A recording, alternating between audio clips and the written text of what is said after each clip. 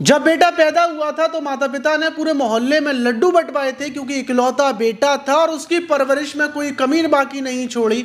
उसको पढ़ाया लिखाया, जवान जब वो हो गया तो आखिर में वही बेटा अपने बूढ़े माँ और पिता की बेरहमी से हत्या कर देता है, और हत्या करने के बाद फिर उनकी लाशों को बोरे में भरता है और नदी में ले जाकर वहाँ मछलियों को, उनकी बॉडियों को डाल देता है कि मछलियाँ, कीड़े मकोड़े उनकी बॉडियों को खा लेंगे, और उसके बाद सुकून से अपने घर आ जाता है। 1 हफ्ते तक वो अपने घर पर सुकून से रहता है, लेकिन उसके बाद कुछ ऐसा होता है कि फिर पुलिस को खबर लगती है और फिर बेटे को पुलिस पकड़ती है। और जब पुलिस सवाल करती है कि आखिर तुमने अपने माता पिता को क्यों मौत के घाट उतार दिया, तो पूरी जो घटना थी उस घटना को सुनकर आपके भी पैरों तले ज़मीन खिसक जाएगी। तो चलते हैं और जो आज की कहानी है उसको शुरुआत से जानते हैं आखिर तक। तो दोस्तों, मेरा नाम माज है। उम्मीद है कि आप सब अच्छे होंगे, सुरक्षित होंगे। और जो आज की घटना है वो उत्तर प्रदेश के जौनपुर ज़िले की और वहीं का जफराबाद का अमरपुर गांव है। और उसी गांव के रहने वाले जो श्याम बहादुर थे, जो अपनी पत्नी बबीता देवी के साथ रहते थे, और उनका एक बेटा था जिसका नाम आवेश था।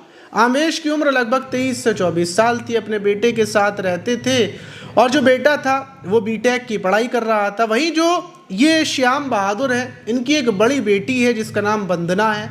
वंदना की शादी हो चुकी है और वंदना अपने ससुराल में रहती है। सब कुछ बिल्कुल ठीक ठाक चल रहा था, लेकिन जो बीते 12 दिसंबर को जो वंदना थी वो अपने पिता के पास फ़ोन करती है, लेकिन फ़ोन उनका स्विच ऑफ जाता है। और उसके बाद वो अपनी माँ को फ़ोन करती है, माँ से बात करने की कोशिश करती है, तो अभी उनका फ़ोन स्विच ऑफ। क्योंकि वंदना की ससुराल 200 किलोमीटर दूर है, तो इसलिए वंदना घर पर तो आ नहीं सकती थी अपने माता पिता को देखने के लिए। फिर उसके बाद वो अपने भाई को फ़ोन करती है, भाई भी फ़ोन नहीं उठाता। जब ज़्यादा फ़ोन करती है तो भाई एक बार फ़ोन उठाता है और बोलता है कि अभी माता पिता बाहर गए हुए हैं, उसके बाद आ जाएंगे तो मैं तुम्हारी बात करा दूंगा। फ़ोन उनका स्विच ऑफ है क्योंकि फ़ोन थोड़ा ख़राब हो गया है, और वो ये बहाना मार कर फ़ोन काट देता है। 13 दिसंबर लगती है, 14 दिसंबर लगती है, ऐसे ही कर कर बराबर जो वंदना थी वो अपने माता पिता से बात करने की कोशिश कर रही थी, लेकिन बात नहीं हो पा रही थी। वो बेहद ज़्यादा परेशान हो जाती है और आखिर में वो 15 दिसंबर को अपने घर से निकलती है, अपने ससुराल से अपने पति के साथ, और सीधी जौनपुर आ जाती है। जौनपुर आने के बाद वो घर पे पहुंचती है। अपने घर पर जाकर देखती है तो ताला बाहर से पड़ा हुआ था। वो परेशान हो जाती है, अपने भाई को कॉल करती है तो भाई फ़ोन तो वैसे भी नहीं उठा रहा था। और जब पड़ोसियों से बातचीत करती है तो पड़ोसी बताते हैं कि ना तुम्हारे माता पिता को देखा है और ना तुम्हारा जो भाई है वो 1-2 दिन आया था, लेकिन उसके बाद वो ताला लगा कर चला गया और उसका भी कुछ नहीं पता। अब वंदना परेशान हो जाती है और सीधा वो जफराबाद पुलिस स्टेशन पहुंचती है और वहां पर जाकर ये पूरी कहानी बताती है कि ऐसे ऐसे मेरे माता पिता 12 दिसंबर से गायब हैं, और उसके बाद से ही भाई भी फ़ोन नहीं उठा रहा है, और अब मैं जब आई हूँ तो घर के बाहर ताला पड़ा हुआ है। कैसे भी कीजिए मेरे भाई के बारे में, मेरे माता पिता के बारे में पता कीजिए कि वो लोग कहाँ चले गए। पुलिस फ़ौरन इस मामले को संज्ञान में लेती है और जो आवेश था उसके नंबर को ट्रेस करती है, क्योंकि उसका नंबर चालू था और माता पिता कहाँ गायब हैं ये आवेश को ज़रूर पता होगा। और कॉल की मतलब जो उसकी लोकेशन थी उसको ट्रेस कर कर आवेश को गिरफ्तार कर लिया जाता है। जब गिरफ्तार किया जाता है तो वो नशे की हालत में मिलता है। अब उसको पकड़ने के बाद उससे पूछा जाता है कि तुम्हारे पिता श्याम सुंदर और बबीता देवी, तुम्हारी माँ, दोनों कहाँ पर हैं, तुमने उनके साथ क्या किया। तो जो आवेश था वो बोलता है कि मैंने दोनों को मार दिया, और मारने के बाद जो गोमती नदी है मैंने वहाँ पर उनको डेड बॉडियों को फेंक दिया है। अब जैसे ही पुलिस को पता चलता है तो फिर पुलिस, क्योंकि पकड़ने के बाद जब ये पकड़ा था तो 17 दिसंबर लग चुकी थी, और उसके बाद फिर पुलिस की लगभग 10 टीमें जो गोमती नदी है वहाँ पर पहुँचती हैं, तैराकों की टीमें, और जो श्याम बहादुर थे और बबीता देवी थी, दोनों की बॉडियों को ढूंढना शुरू किया जाता है। अब सवाल ये था आवेश से कि उसने अपने सगे माता पिता की आखिर क्यों हत्या कर दी। जो आवेश है वो अच्छा खासा पढ़ा लिखा है, बीटेक कर रहा है, अपने दोस्तों से भी मतलब समझदार है, सब कुछ है, फिर उसने अपने माता पिता की हत्या क्यों कर दी। जब आवेश से पूछताछ की जाती है तो बताता है कि वो अपने माता पिता के साथ रहता था, उसके माता पिता का ही मतलब सब कुछ काम वगैरह बढ़िया था, लेकिन जब लॉकडाउन लगा तो उसके सारे काम फ्लॉप हो गए, और उसके बाद से ही उसके जो पिता हैं उनके पास काफ़ी सारी प्रॉपर्टी थी, लेकिन वो उस प्रॉपर्टी को बेच नहीं रहे थे। अगर वो प्रॉपर्टी को बेच देते तो मैं कोई काम कर लेता, लेकिन वो प्रॉपर्टी नहीं बेच रहे थे। उनका कहना ये था कि तुम खुद कुछ काम करो, खुद पैसे कमाओ और उन पैसों से कोई काम करो। हम प्रॉपर्टी को नहीं बेचेंगे, जो प्रॉपर्टी है उसको हम मतलब रखेंगे, क्योंकि हम और ज़्यादा बूढ़े होंगे। जो पिता हैं उनकी उम्र लगभग 54 से 55 साल थी और जो माँ बबीता है उनकी उम्र समथिंग 50 साल होगी।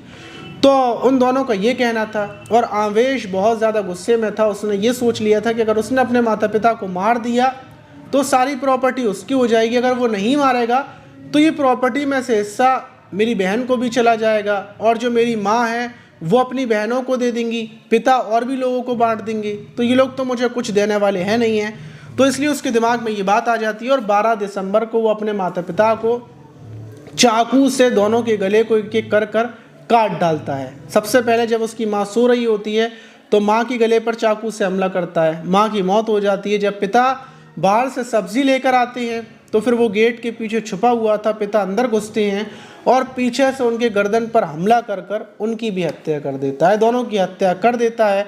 दूसरी तरफ जब उसने हत्या की थी तो उसी टाइम पर उसकी बहन वंदना का भी फ़ोन आ गया था। मतलब सोच कर देखिए, यहाँ पर माता पिता की मौत हुई और दूसरी तरफ बेटी को बेचैनी हो गई और उसने अपने माता पिता से बात करने के लिए फ़ोन किया, लेकिन उसको नहीं पता थी कि मतलब उसके माता पिता की मौत हो चुकी है।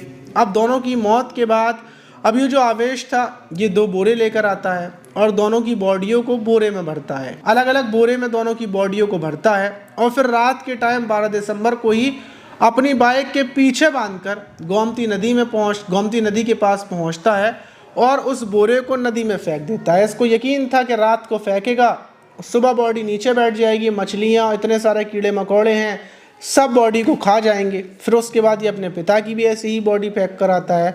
दोनों की बॉडियों को फेंक कर वापस आकर ये अपने घर पर सुकून से सो जाता है। लेकिन अब सब प्रॉपर्टी सब कुछ इसका हो चुका था, लेकिन इसका सब कुछ होने के बाद जो माता पिता की कमी थी वो इसको महसूस होने लगती है, इसको एहसास होने लगता है कि इसने अपने माता पिता को मार कर इसको पैसा ज़रूर मिल गया, लेकिन अब दुनिया में इसका कोई भी नहीं है। जिन माता पिता ने इसको पाल पोस कर बड़ा किया था, बचपन में इतने लाड़ प्यार से पाला था, उन्हीं माता पिता की इसने पैसे के लालच में हत्या कर दी और अब इसका दुनिया में कोई भी नहीं है। इसलिए फिर टेंशन में आ जाता है, फिर ये अपने घर से भाग जाता है, इधर उधर जाकर नशे करने लगता है, ड्रग्स लेने लगता है और इसी टेंशन में था। इसको बहुत ज़्यादा अफसोस है अपने माता पिता को मारने का। लेकिन जब ये खबर मोहल्ले वालों को पता चली, लोगों को पता चली कि जो श्याम बहादुर थे, जब इनका बेटा ये आवेश पैदा हुआ था तो इन्होंने पूरे मोहल्ले में लड्डू बंटवा दिए थे। इन्होंने नौकरी की, मेहनत मजदूरी की और उससे अपने बेटे को बीटेक की पढ़ाई करवा रहे थे। कोरोना काल में बहुत बुरे हालात थे इनके, लेकिन उन्होंने कर्जा वर्जा लेकर अपने बेटे को बराबर पढ़ा रहे थे, उसकी ज़रूरतें पूरी कर रहे थे। लेकिन बेटे ने सिर्फ पैसे के लालच में अपने माता पिता के प्यार को, हर चीज़ को मार डाला और उनकी हत्या कर दी। अब इस बेटे को क्या सज़ा मिलनी चाहिए कमेंट बॉक्स में ज़रूर बताइएगा। आप इस घटना पर क्या बोलना चाहेंगे वो भी बताइएगा। मिलते हैं किसी और वीडियो में, जब तक के लिए अपना ख्याल रखें, सुरक्षित रहें, सावधान रहें।